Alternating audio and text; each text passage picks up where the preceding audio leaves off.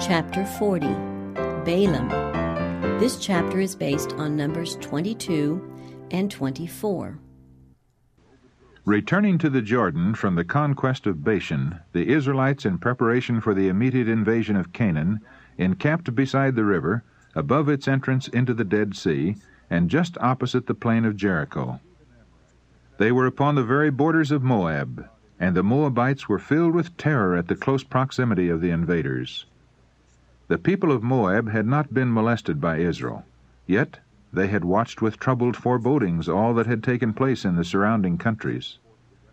The Amorites, before whom they had been forced to retreat, had been conquered by the Hebrews, and the territory which the Amorites had wrested from Moab was now in the possession of Israel. The hosts of Bashan had yielded before the mysterious power enshrouded in the cloudy pillar, and the giant strongholds were occupied by the Hebrews.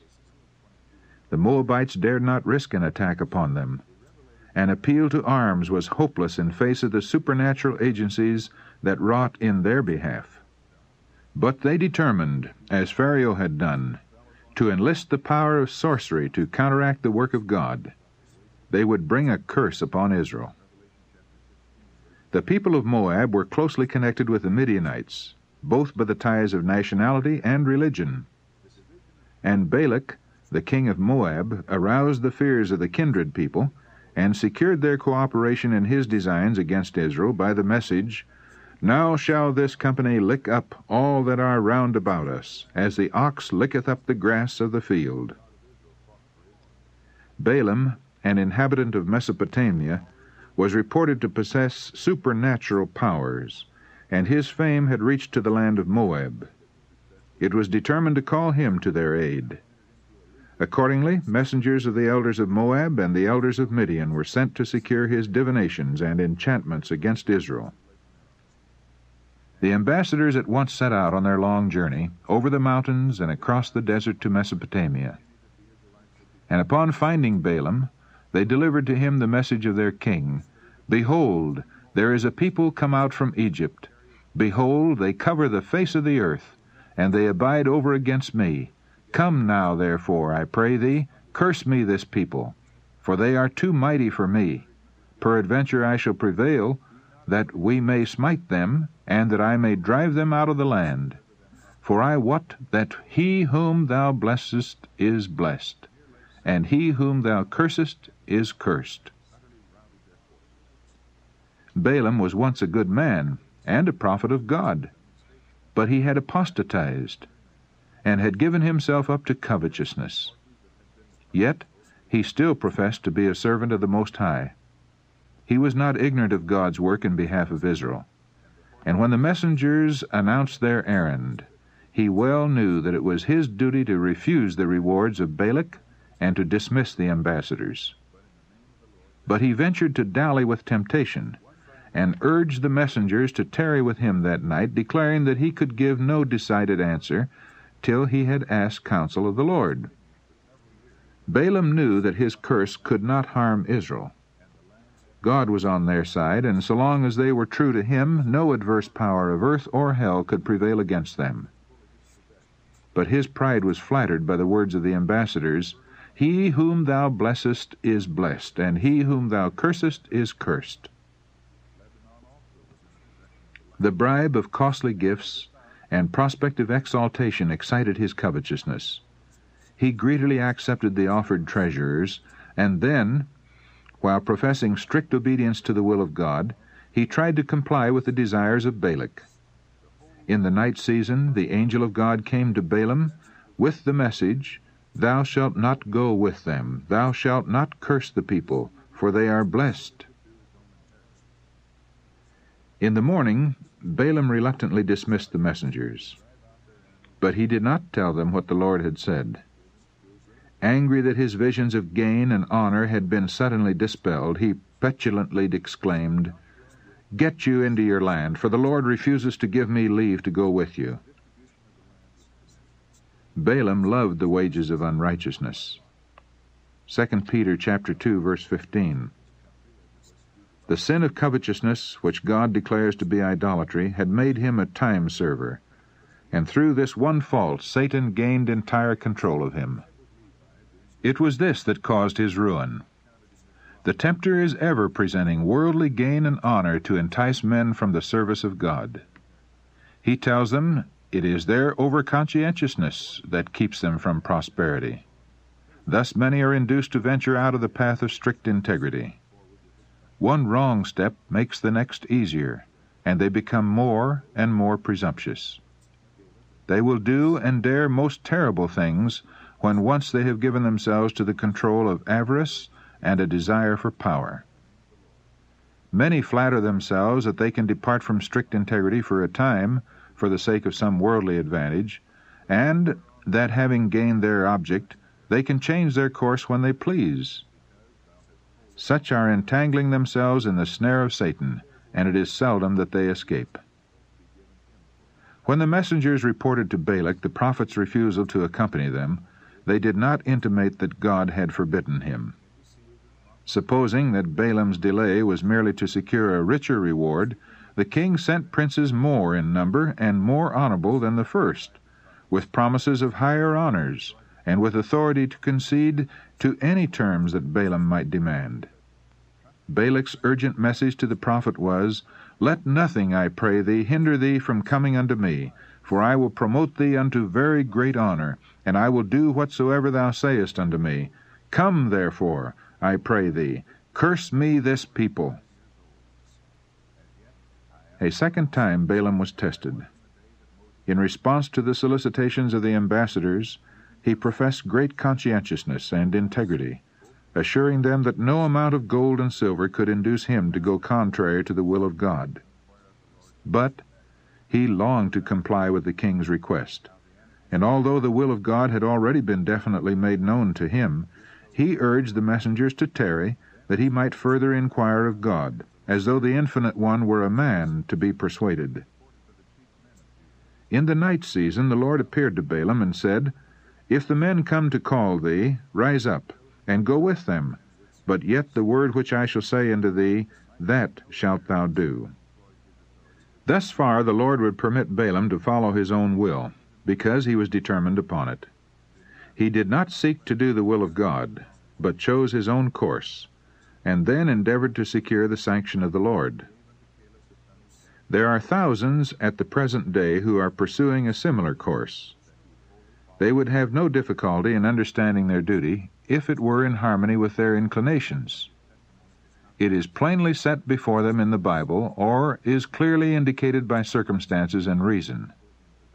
But because these evidences are contrary to their desires and inclinations, they frequently set them aside and presume to go to God to learn their duty. With great apparent conscientiousness, they pray long and earnestly for light. But God will not be trifled with. He often permits such persons to follow their own desires and to suffer the result. "My people would not hearken to my voice, so I gave them up unto their own heart's lust, and they walked in their own counsels." Psalm 81, verses 11 and 12. When one clearly sees a duty, let him not presume to go to God with the prayer that he may be excused from performing it. He should rather, with a humble, submissive spirit, ask for divine strength and wisdom to meet its claims. The Moabites were a degraded, idolatrous people, yet, according to the light which they had received, their guilt was not so great in the sight of heaven as was that of Balaam. As he professed to be God's prophet, however, all he should say would be supposed to be uttered by divine authority. Hence he was not to be permitted to speak as he chose, but must deliver the message which God should give him. "The word which I shall say unto thee, that shalt thou do," was the divine command. Balaam had received permission to go with the messengers from Moab if they came in the morning to call him. But, annoyed at his delay and expecting another refusal, they set out on their homeward journey without further consultation with him. Every excuse for complying with the request of Balak had now been removed. But Balaam was determined to secure the reward, and taking the beast upon which he was accustomed to ride, he set out on the journey.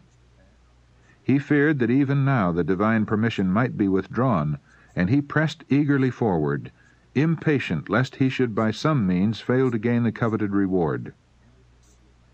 But the angel of the Lord stood in the way for an adversary against him. The animal saw the divine messenger, who was unperceived by the man, and turned aside from the highway into a field.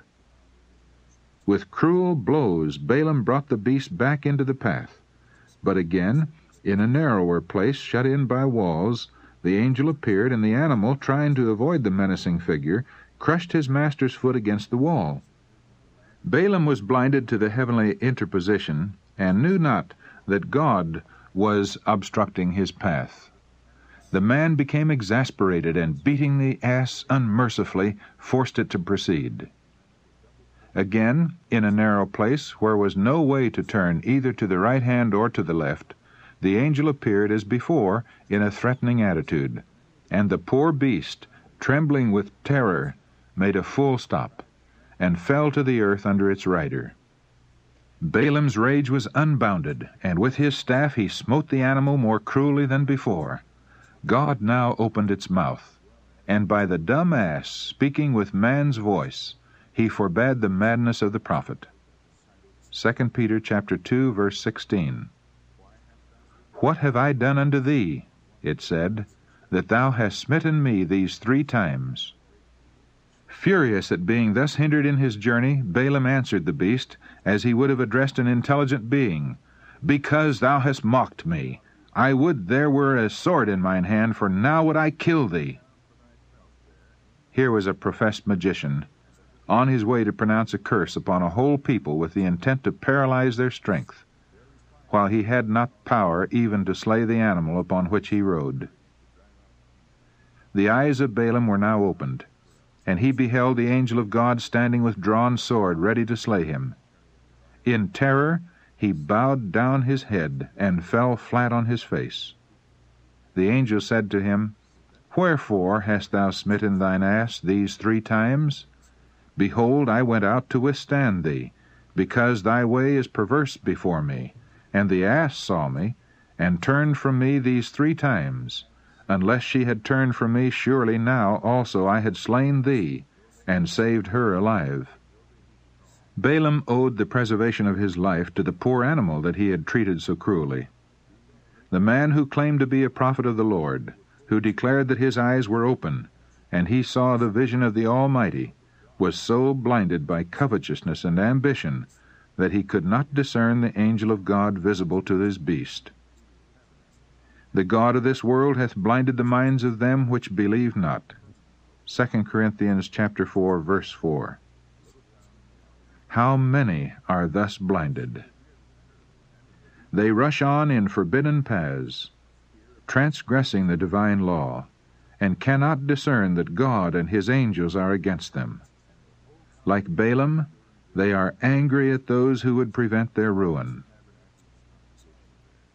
Balaam had given evidence of the spirit that controlled him, by his treatment of his beast. A righteous man regardeth the life of his beast, but the tender mercies of the wicked are cruel. Proverbs chapter 12, verse 10. Few realize, as they should, the sinfulness of abusing animals or leaving them to suffer from neglect. He who created man made the lower animals also, and his tender mercies are over all his works. Psalm 145, verse 9. The animals were created to serve man, but he has no right to cause them pain by harsh treatment or cruel exaction. It is because of man's sin that the whole creation groaneth and travelleth in pain together. Romans chapter 8, verse 22. Suffering and death were thus entailed, not only upon the human race, but upon the animals. Surely, then, it becomes man to seek to lighten, instead of increasing, the weight of suffering which his transgression has brought upon God's creatures. He who will abuse animals because he has them in his power is both a coward and a tyrant.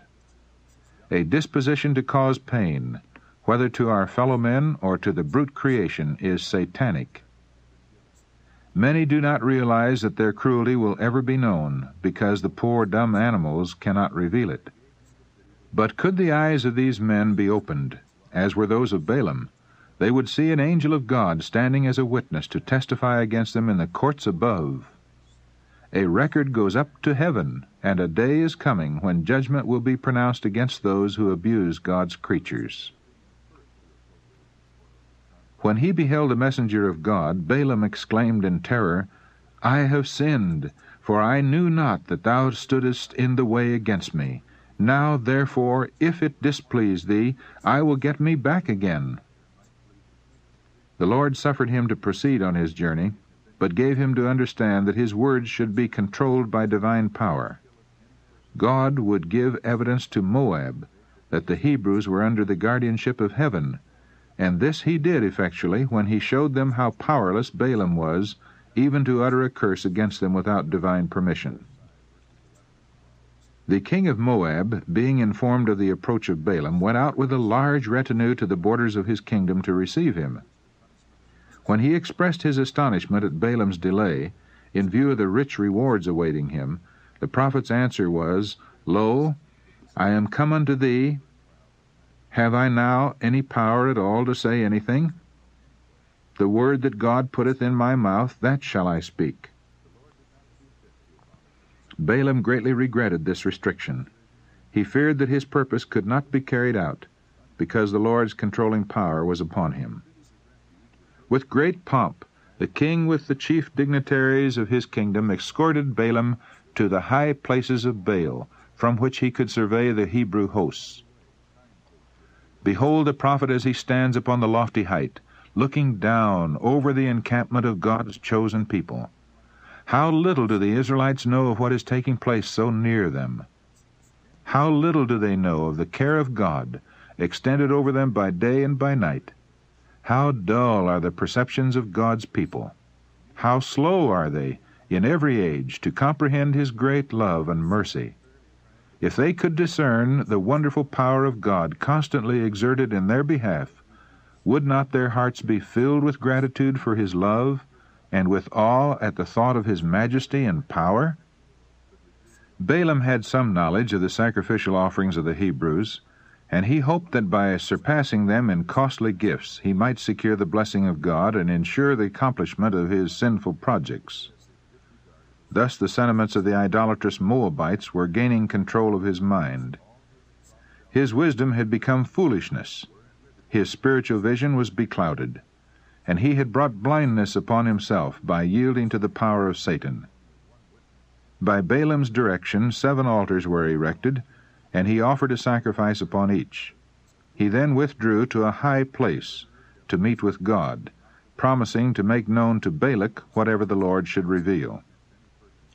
With the nobles and princes of Moab the king stood beside the sacrifice, while around them gathered the eager multitude watching for the return of the prophet. He came at last, and the people waited for the words that should paralyze forever that strange power exerted in behalf of the hated Israelites. Balaam said, The king of Moab hath brought me from Aram, out of the mountains of the east, saying, Come, curse me Jacob, and come, defy Israel. How shall I curse whom God hath not cursed? Or how shall I defy whom the Lord hath not defied? For from the top of the rocks I see him, and from the hills I behold him. Lo, the people shall dwell alone, and shall not be reckoned among the nations. Who can count the dust of Jacob, and the number of the 4th part of Israel? Let me die the death of the righteous, and let my last end be like his.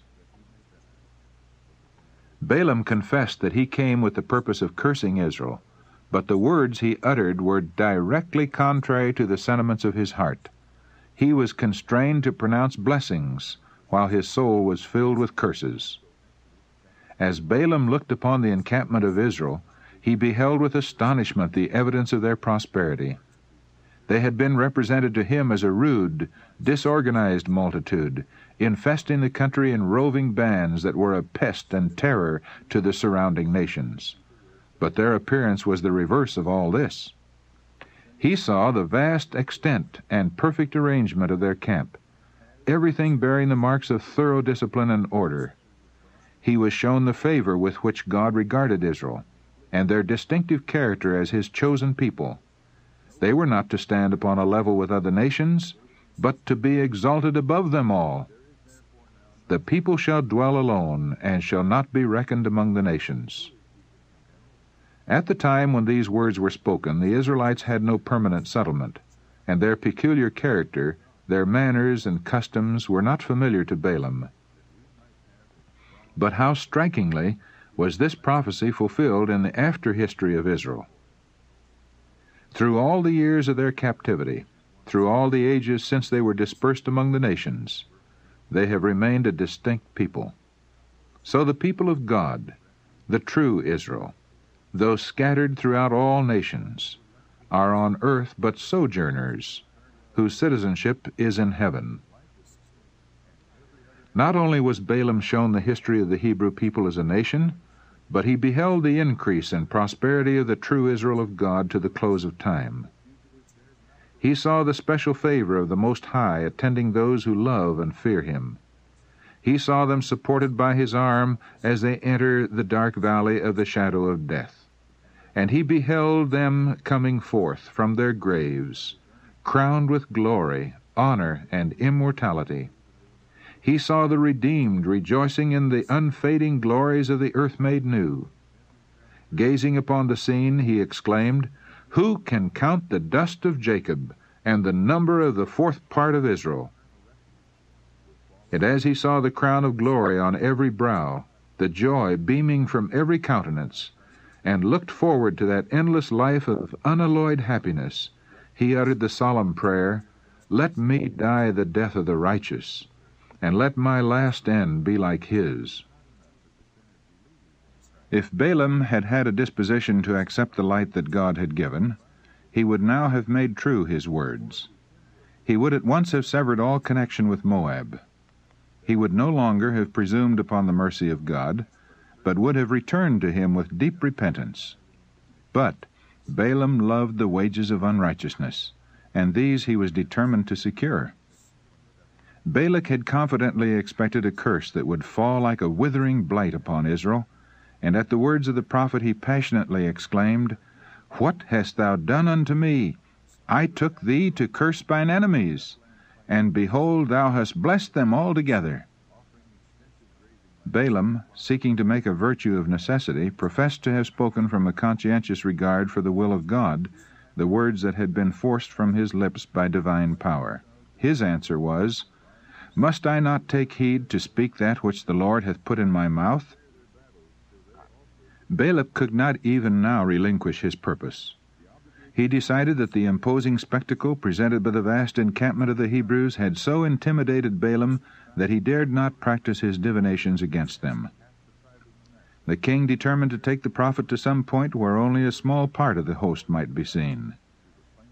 If Balaam could be induced to curse them in detached parties, the whole camp would soon be devoted to destruction. On the top of an elevation called Pisgah, another trial was made. Again 7 altars were erected, whereon were placed the same offerings as at the first. The king and his princes remained by the sacrifices, while Balaam retired to meet with God. Again the prophet was entrusted with a divine message, which he was powerless to alter or withhold. When he appeared to the anxious, expectant company, the question was put to him, "What hath the Lord spoken?" The answer, as before, struck terror to the heart of the king and princes.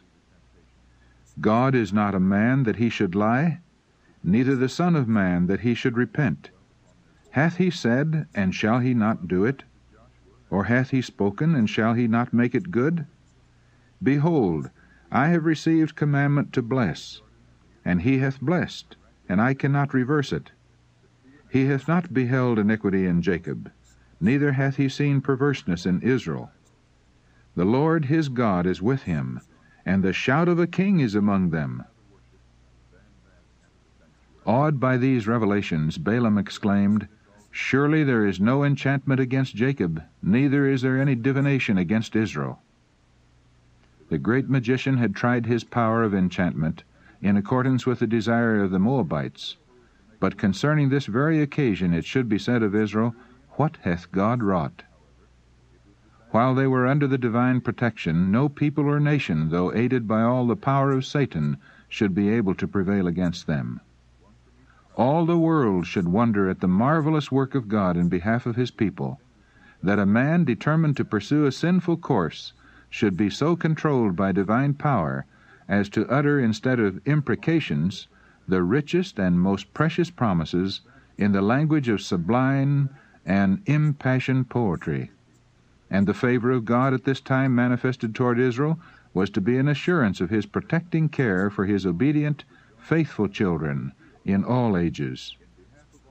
When Satan should inspire evil men to misrepresent, harass, and destroy God's people, this very occurrence would be brought to their remembrance, and would strengthen their courage and their faith in God. The king of Moab, disheartened and distressed, exclaimed, "Neither curse them at all, nor bless them at all." Yet a faint hope still lingered in his heart, and he determined to make another trial. He now conducted Balaam to Mount Peor, where was a temple devoted to the licentious worship of Baal, their god. Here the same number of altars were erected as before, and the same number of sacrifices were offered. But Balaam went not alone, as at other times, to learn God's will. He made no pretense of sorcery, but standing beside the altars he looked abroad upon the tents of Israel. Again the Spirit of God rested upon him, and the divine message came from his lips, "How goodly are thy tents, O Jacob, and thy tabernacles, O Israel! As the valleys are they spread forth, as gardens by the river's side, as the trees of linealos, which the Lord hath planted, and as cedar trees beside the waters. He shall pour the water out of his buckets, and his seed shall be in many waters. And his king shall be higher than Agag, and his kingdom shall be exalted. He couched, he lay down as a lion, and as a great lion. Who shall stir him up? Blessed is he that blesseth thee, and cursed is he that curseth thee." The prosperity of God's people is here represented by some of the most beautiful figures to be found in nature. The prophet likens Israel to fertile valleys covered with abundant harvests, to flourishing gardens watered by never-failing springs, to the fragrant sandal tree and the stately cedar. The figure last mentioned is one of the most strikingly beautiful and appropriate to be found in the inspired Word. The cedar of Lebanon was honored by all the people of the East. The class of trees to which it belongs is found wherever man has gone throughout the earth. From the Arctic regions to the tropic zone they flourish, rejoicing in the heat, yet braving the cold, springing in rich luxuriance by the riverside, yet towering aloft upon the parched and thirsty waste. They plant their roots deep among the rocks of the mountains and boldly stand in defiance of the tempest. Their leaves are fresh and green when all else has perished at the breath of winter. Above all other trees, the cedar of Lebanon is distinguished for its strength, its firmness, its undecaying vigor, and this is used as a symbol of those whose life is hid with Christ in God. Colossians chapter 3, verse 3. Says the Scripture, "The righteous shall grow like a cedar." Psalm 92, verse 12. The divine hand has exalted the cedar as king over the forest. The fir trees were not like his boughs, and the chestnut trees were not like his branches. Ezekiel chapter 31, verse 8. Nor any tree in the garden of God. The cedar is repeatedly employed as an emblem of royalty, and its use in Scripture to represent the righteous shows how heaven regards those who do the will of God. Balaam prophesied that Israel's king would be greater and more powerful than Agag. This was the name given to the kings of the Amalekites, who were at this time a very powerful nation. But Israel, if true to God, would subdue all her enemies. The king of Israel was the Son of God, and his throne was one day to be established in the earth, and his power to be exalted above all earthly kingdoms. As he listened to the prophet's words, Balak was overwhelmed with disappointed hope, with fear, and rage. He was indignant that Balaam could have given him the least encouragement of a favorable response, when everything was determined against him. He regarded with scorn the prophet's compromising, deceptive course. The king exclaimed fiercely, "Therefore now flee thou to thy place. I thought to promote thee unto great honor, but lo, the Lord hath kept thee back from honor." The answer was that the king had been forewarned that Balaam could speak only the message given him from God. Before returning to his people, Balaam uttered a most beautiful and sublime prophecy of the world's Redeemer, and the final destruction of the enemies of God. "I shall see him, but not now. I shall behold him, but not nigh. There shall come a star out of Jacob, and a scepter shall rise out of Israel, and shall smite the corners of Moab, and destroy all the children of Sheth." And he closed by predicting the complete destruction of Moab and Edom, of Amalek and the Kenites, thus leaving to the Moabitish king no ray of hope. Disappointed in his hopes of wealth and promotion, in disfavor with the king, and conscious that he had incurred the displeasure of God, Balaam returned from his self-chosen mission. After he had reached his home, the controlling power of the Spirit of God left him, and his covetousness, which had been merely held in check, prevailed. He was ready to resort to any means to gain the reward promised by Balak. Balaam knew that the prosperity of Israel depended upon their obedience to God, and that there was no way to cause their overthrow but by seducing them into sin. He now decided to secure Balak's favor by advising the Moabites of the course to be pursued to bring a curse upon Israel. He immediately returned to the land of Moab, and laid his plans before the king. The Moabites themselves were convinced that so long as Israel remained true to God, he would be their shield. The plan proposed by Balaam was to separate them from God by enticing them into idolatry. If they could be led to engage in the licentious worship of Baal and Ashtaroth, their omnipotent protector would become their enemy, and they would soon fall a prey to the fierce, warlike nations around them. This plan was readily accepted by the king, and Balaam himself remained to assist in carrying it into effect. Balaam witnessed the success of his diabolical scheme. He saw the curse of God visited upon his people, and thousands falling under his judgments. But the divine justice that punished sin in Israel did not permit the tempters to escape. In the war of Israel against the Midianites, Balaam was slain. He had felt a presentiment that his own end was near when he exclaimed, "Let me die the death of the righteous, and let my last end be like his." But he had not chosen to live the life of the righteous, and his destiny was fixed with the enemies of God. The fate of Balaam was similar to that of Judas, and their characters bear a marked resemblance to each other. Both these men tried to unite the service of God and Mammon, and met with signal failure. Balaam acknowledged the true God, and professed to serve him. Judas believed in Jesus as the Messiah, and united with his followers. But Balaam hoped to make the service of Jehovah the stepping stone to the acquirement of riches and worldly honor, and failing in this, he stumbled and fell and was broken. Judas expected by his connection with Christ to secure wealth and promotion in that worldly kingdom which, as he believed, the Messiah was about to set up. The failure of his hopes drove him to apostasy and ruin. Both Balaam and Judas had received great light and enjoyed special privileges, but a single cherished sin poisoned the entire character and caused their destruction. It is a perilous thing to allow an unchristian trait to live in the heart. One cherished sin will, little by little, debase the character, bringing all its nobler powers into subjection to the evil desire. The removal of one safeguard from the conscience, the indulgence of one evil habit, one neglect of the high claims of duty, breaks down the defenses of the soul and opens the way for Satan to come in and lead us astray.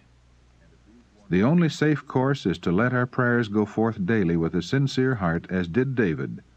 Hold up my goings in thy paths, that my footsteps slip not. Psalm 17, verse 5.